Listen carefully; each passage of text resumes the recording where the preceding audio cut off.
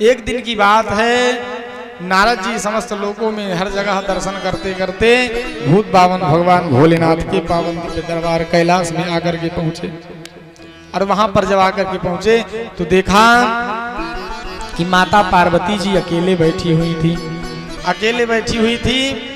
और नारद जी ने देखा कि भगवान है नहीं। भगवान ने कहा मौका मिल गया है मुझे। देवी जी के पास पहुंचे, कहा देवी जी नारद जी आपको प्रणाम करते हैं। नारद जी ने प्रणाम किया, यशस्वी भव। माता जी ने आशीर्वाद दिया और कहा कहो नारद जी क्या बात है, कैसे आना हुआ। नारद जी ने कहा मैया बात कोई नहीं, बस ऐसे ही सोचा कि चलो ऐसे ही चलते चलते दर्शन करते चलो। बाबा जी कहाँ? बाबा जी तो भाई तपस्थली में बैठे हुए हैं, समाधि लगाए हुए बैठे हैं, तप कर रहे हैं। अच्छा कोई बात नहीं मैया, कहो तो पूछ लूं। मैया ने कहा बिल्कुल पूछ लो अगर बात आ रही है तो। कहा क्या बात है? कहा मैं यह जानना चाहता हूं कि बाबा आपसे कितना प्रेम करते हैं। भोले बाबा आपसे कितना प्रेम करते हैं, भला यह भी कोई पूछने की बात है? देवी जी ने कहा भैया ये भी पूछने की बात है। एक पति एक पत्नी से कितना प्रेम करता है ये भी बात पूछी जाती है। अच्छा कोई बात नहीं, मैं अगाध प्रेम कहूं तो बाबा मुझसे इतना प्रेम करते हैं जिसकी कोई तुलना ही नहीं की जा सकती है। अगाध प्रेम करते हैं महाराज। और जब इस प्रकार से कहा, नारद जी ने कहा वाह ठीक मैया बहुत सुंदर, मैंने मान लिया। अच्छा एक बात बताओ, अगर प्रेम करते हैं तो बाबा जी जो गले में मुंडों की माला पहने हैं वो किसकी है? अब मैया को पता ही नहीं तो क्या बताएं। मैया चुप हो गई। नारद ने कहा क्या हुआ मैया, बोलो बोलो। कहा यह तो मुझे नहीं पता है कि माला किसकी है वो। कहा तब मैया अब प्रेम में थोड़ा कटौती हो रही है। अगर आप अगाध प्रेम कह रही हैं तो प्रेम में थोड़ा कटौती हो रही है इसमें, मैंने माइनस कर दिया, बाकी अब आपकी इच्छा। माता जी ने कहा ठीक है, बहरहाल मैं इसकी जानकारी लेकर आपको बताऊंगी। नारद जी इतना बोल करके महाराज प्रणाम की, वहां से चलते भाई आप चलो यहाँ से। और मैया की बात नहीं वही नाच रही कि बाबा की गले में मुंडों की माला किसकी है, बाबा के गले में मुंडों की माला किसकी। और जो महाराज भगवान तपस्थली से आए तब समाधि से उठे और जो मैया के पास आए तो मैया ने सर्वप्रथम प्रश्न यही किया। जो महाराज ने बैठाया प्रणाम किया, कहा प्रभु अब कृपा करके ये बताओ कि जो आप गले में मुंडों की माला पहने ये किसकी है? भगवान ने कहा ये माला, आज वैसे क्या बात है, आज ऐसे बात क्यों पूछ रही हो तुम?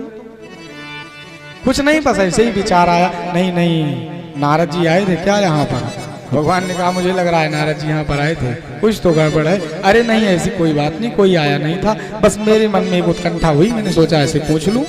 अच्छा कोई बात नहीं, अगर तुम पूछ रहे हो तो मैं बता रहा हूँ, ये जितनी भी माला है इसमें लगी है सब तुम्हारी है। अरे अब मैया पार्वती ने जो ही सुना महाराज सब सन्न हो गई, कान तो सन्न हो गया। ये मेरी माला है? हाँ ये तुम्हारे मुंडों की माला है, जितने भी सर इसमें लगे हुए हैं सब तुम्हारे हैं। कहा ऐसा क्या? ऐसा क्या? भगवान ने कहा ऐसा यह है कि मैं आपसे इतना प्रेम करता हूँ कि जब जब तुम्हारी मृत्यु होती गई तब तब मैं सिर को तुम्हारे उठा करके इसी में माला बना करके पहनता गया। इतना प्रेम करता हूँ आपसे। अब देवी जी ने सोचा इतना प्रेम करते, अच्छा प्रभु मेरे सब कुछ ठीक है, माला मेरी है मैंने मान लिया, लेकिन मैं ये नहीं समझ पा रही हूँ कि मेरी मृत्यु इतनी बार हो गई और आप अभी तक बैठे हैं, आपकी मृत्यु नहीं हुई, ये भला कैसे हो सकता है? भगवान ने कहा ये अमर कथा का प्रभाव है, मैंने जो है वो अमर कथा स्मरण कर रखी है, इसलिए मेरी मृत्यु एक बार भी नहीं हुई और आपकी मृत्यु बार बार होती गई। अब तो महाराज अमर कथा, अच्छा ये महिलाओं से जब कुछ बता दो ना तो फिर तो अगर थोड़ी बात बताओ, सोचो एक बात बताई एक बात रहने दो, तब तो फिर बताना ही पड़ेगा महाराज, पक्का है। फिर तो बताओ बताओ बताओ, जब तक नहीं बताओगे मानो सही से खाना पीना हराम हो जाएगा। हाँ अगर कोई बात उनके कान में पहुंच गई तो फिर तो बताना ही पड़ेगा। अब मैया ने कहा बाबा फिर तो ये अमर कथा मुझे भी सुना दो। अब हम अभी तक आप माला पहनते हैं, हम लोग साथ ही साथ रहेंगे हमेशा, अगर ऐसी बात है तो ये कथा मुझे भी सुना दो। बाबा ने कहा नहीं देवी जी ये कथा आपके लायक नहीं है, आप मत श्रवण करो। लेकिन महाराज देवी जी माने कहा। हठ भी महाराज 4 प्रकार का होता है। एक राज हठ होता है, एक योग हठ होता है और बाल हठ होता है, त्रिया हठ होता है। 4 प्रकार के हठ महाराज बड़े ही खतरनाक होते हैं। नृपस्य चित्तम कृपणस्य मनोरथाः दुर्जनमानवानां पुरुषस्य भाग्यं स्त्रिया चरित्रं दैयो न जानाति कुतो मनुष्यः। नृपस्य चित्तम, राजा का चित्त, कंजूस का वित्त। वित्त अर्थात वित्त माने धन होता है।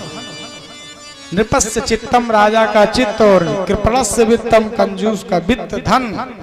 मनोरथाः दुर्जन मानवानाम, दुर्जन व्यक्ति का मनोरथ अर्थात दुष्ट व्यक्तियों की अभिलाषा इच्छा हम लोग नहीं जान सकते हैं।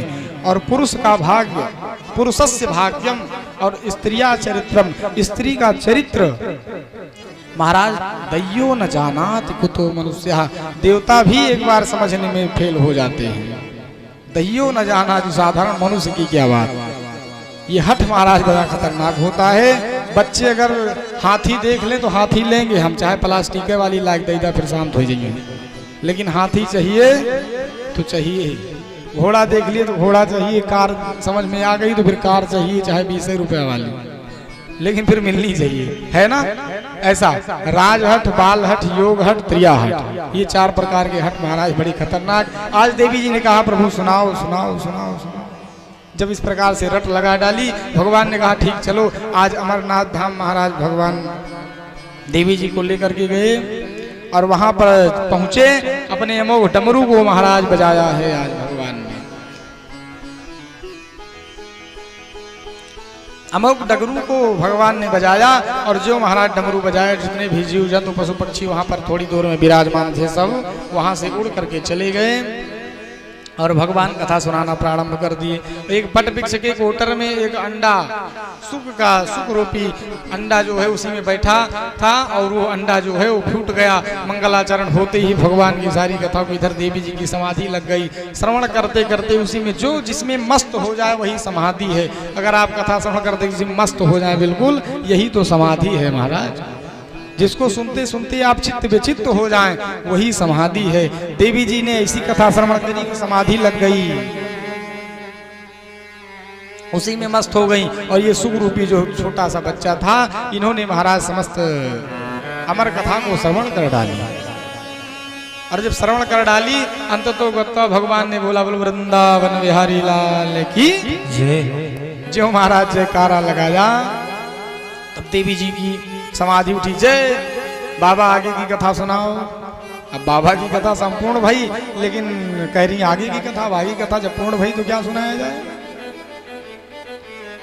अब तो कथा संपूर्ण होगी। बाबा ने कहा देवी जी तुमने कथा नहीं सुनी, कथा तो पूर्ण हो गई, पूर्ण हो गई, लेकिन मैंने यहीं तक सुनी। फिर क्या? अच्छा तो कथा कौन सुन रहा था, हुकारी कौन भर रहा था? पहले देखो माताएं लोरी सुनाती हैं बच्चे को सुलाने के लिए, या फिर कोई बुजुर्ग व्यक्ति या फिर कोई साथी कहानी सुनाता है तो हुकारी भरना पड़ता है ना। और हम लोग जब सुनाते हैं तो हुकारी नहीं, थोड़ा ताली बजाना पड़ता है और थोड़ा बोलना भी पड़ता है, जयकारा लगा, यही हुकारी है।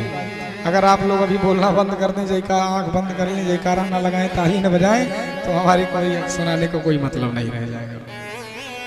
कहा हुकारी कौन भर रहा था? अब महाराज भूत बामन भगवान भोलेनाथ क्रोधित हो गए, अपने अमोघ त्रिशूल को निकाला और निकाल करके छोड़ दिया कि जाओ जिसने चोरी से कथा को श्रवण करी हो उसे मार दो, उसका वध कर दो। इसीलिए महाराज कथा जो है कभी पीछे से नहीं श्रवण करनी चाहिए। कथा श्रवण करना है तो हमेशा सामने से श्रवण करनी चाहिए। कभी कथा की चोरी नहीं करना जीवन में, भगवान के नाम की चोरी कभी नहीं करनी चाहिए।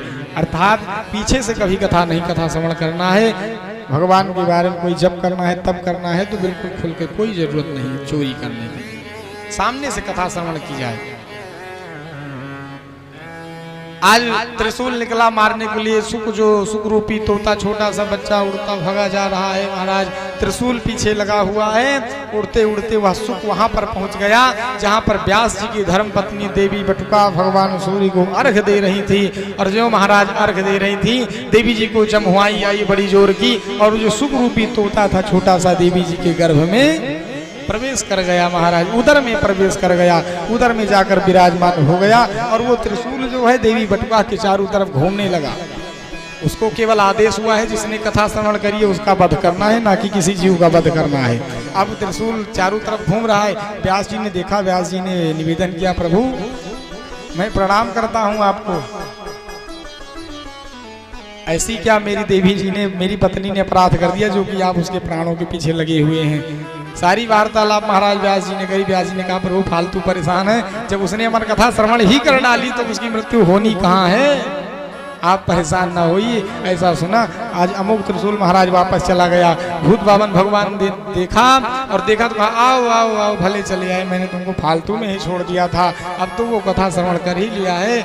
आज महाराज इस प्रकार से आए और देवी जी समाधि में लग जाने के कारण भगवान की कथा नहीं श्रवण कर पाई। इसके लिए जिसके भाग्य में होता है वो कहीं न कहीं से ले जाता है, जिसके भाग्य में नहीं होता है वो नहीं ले पाता है, चाहे सामने ही क्यों न बैठा रहे। कथा श्रवण करने में भी अपने मन को बहुत उत्तेजित रखना चाहिए। आज महाराज इस प्रकार से सूत जी महाराज सौनकादिक ऋषियों से कहते हैं, भगवान अपने धाम को चले गए और इधर देवी बटुका के गर्भ में सुखदेव स्वामी जी बैठे रहे। 1 वर्ष 2 वर्ष 3 वर्ष 4 वर्ष 5 वर्ष 6 वर्ष निकलता गया। व्यास जी महाराज ने देखा बाहर आने के लिए तैयार नहीं। व्यास जी महाराज निवेदन करते प्रभु बाहर आ जाओ। कहा मुझे बाहर नहीं आना, बाहर आएंगे तो इस संसार में फंस जाएंगे, ये संसार झूठा है, प्रपंची है, मुझे इस संसार में नहीं फंसना, मैं तो यहीं ठीक हूँ।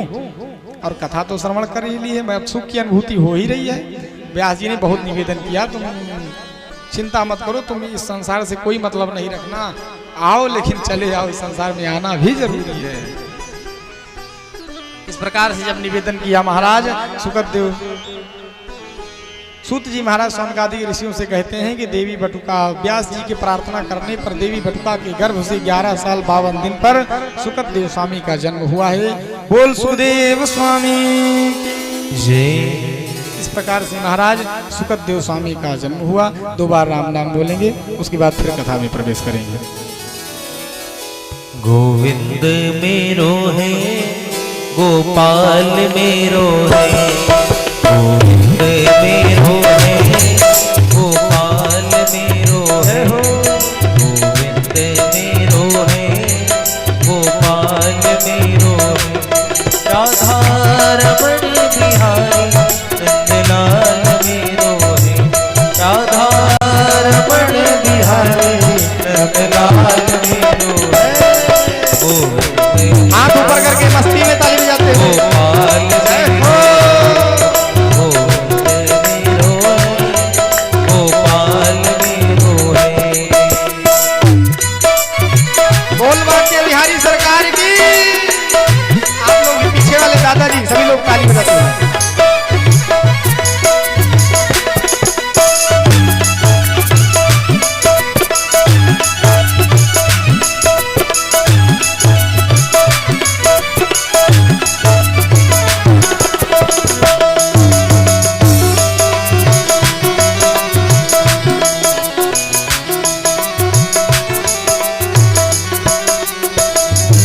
राधा रमण बिहारी नंदलाल मेरो है, राधा रमण बिहारी नंदलाल मेरो है, राधा रमण बिहारी नंदलाल मेरो है, राधा रमण बिहारी नंदलाल मेरो है। अपना कुलीन बिहारी नंदलाल मेरो है, अपना कुलीन बिहारी नंदलाल मेरो है,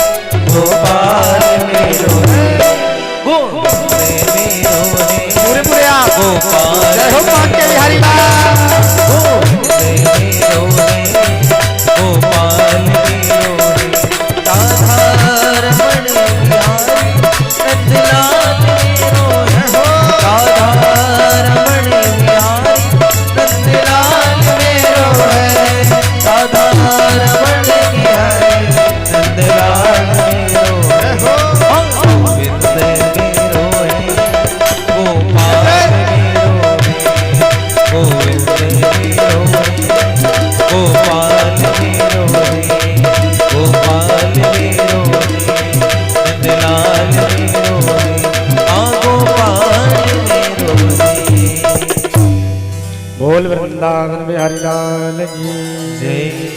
बोली सांवरिया सरकार की जय।